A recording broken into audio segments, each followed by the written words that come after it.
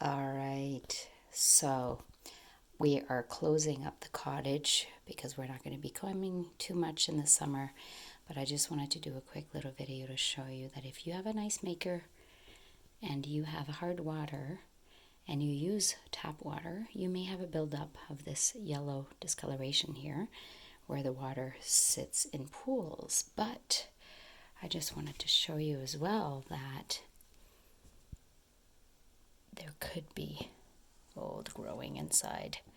I never realized when I turned my ice maker upside down and I look inside, this is just moisture that continues to collect from not using it, but it just sits there.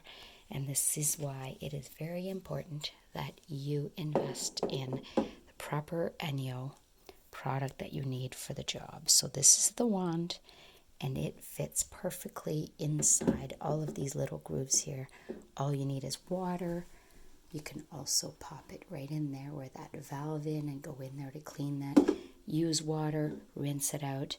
If you have a problem here like this with the yellowing, which is calcium buildup, you can also use the calcium dissolver. You can put a drop on your little wand here, or your flexi I should say, and you can go ahead and push that in there and get that off, but rinse it really well again after to remove that calcium. But the other important key is when we're teaching ENJO, we also explain how the ENJO drying fibers are important. Make sure that you use your drying fibers after, remove all that water.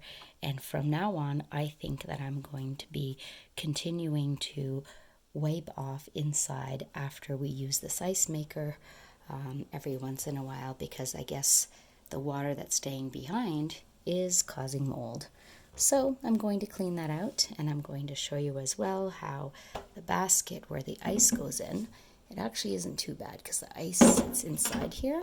It's not that bad. So I'm going to clean that off. So thank God at least we didn't have any ice that was contaminated. But yeah, so I'll be doing a really good wash of this using my kitchen scrubby or my kitchen duo cloth and wiping it away and drying behind. So just remember, dry behind using your ENJO fills, whether you're using your tea towel or your ENJO fill, both are fine, but you need to dry behind. Have a great day, everyone. If you don't have the wand and you have an ice maker, you need it.